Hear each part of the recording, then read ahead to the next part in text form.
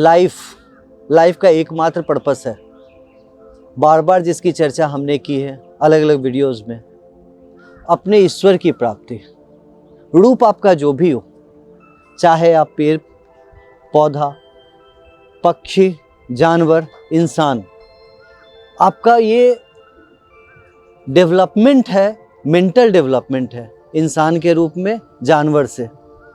लेकिन इसके पीछे बड़ा अच्छा व्याख्या है सनातन धर्म में, जिसमें हम लोग बोलते हैं दशावतार, मत्स्य अवतार से कृष्ण अवतार, ये जो 10 अवतार हुए, आप इसको देखेंगे एवोल्यूशन ऑफ लाइफ है।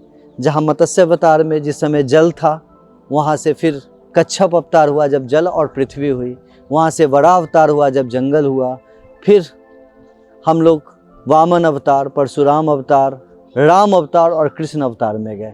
जैसे जैसे सिविलाइजेशन का डेवलपमेंट हुआ, आप एनिमल से ह्यूमन में कन्वर्ट होते गए। आपका ये डेवलपमेंट ऑफ सिविलाइजेशन है और इसमें हजारों साल लगे। तो लाइफ का जो पर्पस है वो कभी भी बदलता नहीं है, वो योग का ही है।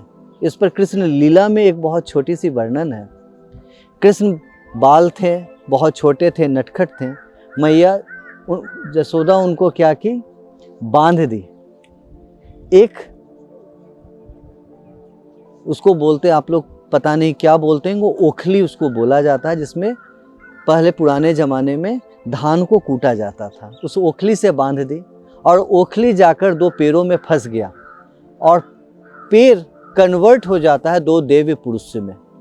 दिव्य पुरुष मतलब देवता में। वो यक्ष थे जिनको साप मिला था। साइंस इसको नहीं मानेगा, हम भी नहीं मानते हैं। ऐसा कैसे होगा, एक पेड़ इंसान में बदल जाएगा। लेकिन डॉक्टर जगदीश चंद्र बोस ये मानते थे कि प्लांट भी लिविंग बीइंग है। यहाँ पर कृष्णावतार में बताने की चेष्टा की गई है कि उनके प्रेम को वो दोनों वृक्ष, वो दोनों पेड़, वो दोनों ट्री फील किए और मनुष्य की तरफ फील किए।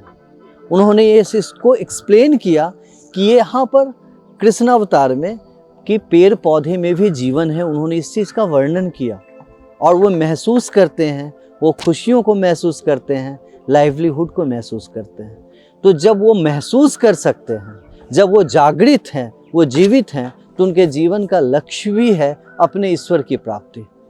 तो एनिमल हो या ह्यूमन हो, आप उसको डिफ्रेंशिएट नहीं कर सकते on the basis of civilisation growth. लेकिन कॉन्शियस ग्रोथ कहीं पर भी होता है, वो अल्टीमेट से मिलने का। रामायण में बहुत अच्छा चर्चा है काकभूषणी की, जो एक काग के रूप में थे, जो एक ऋषि थे, जिनके पास कॉन्शियस ग्रोथ था और उन्होंने अल्टीमेट की प्राप्ति की। ऐसे अलग अलग प्रैक्टिसेस में अलग अलग समय पर काफ़ी जीव जंतुओं की व्याख्या की गई है जो काफ़ी जागृत थे। गरुड़, हम लोग अपने विष्णु का वाहन बोलते हैं, वो भी जागृत थे। वासुकी नाग, वो भी जागृत हैं। तो ये सभी सजग हैं, ईश्वर प्राप्ति के लिए सभी प्रयासरत हैं अपने अपने रूप से। तो स्पिरिचुअल जगत में कोई भेद नहीं है, चाहे चल अचल जीव जंतु में, चाहे पौधा हो, पक्षी हो, जानवर हो और इंसान हो, उसमें कोई भेद नहीं है।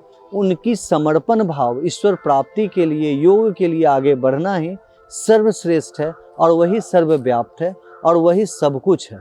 इसके अलावा और कुछ भी नहीं। तो वननेस के फिलॉसफी में, अध्यात्म की नज़र में कोई जानवर, एनिमल्स और ह्यूमन में कोई डिफ्रेंशिएट नहीं है। वो सभी ईश्वर की प्राप्ति के लिए प्रयासरत हैं और वो ईश्वर की प्राप्ति के लिए आगे बढ़ रहे हैं, अग्रसर हैं।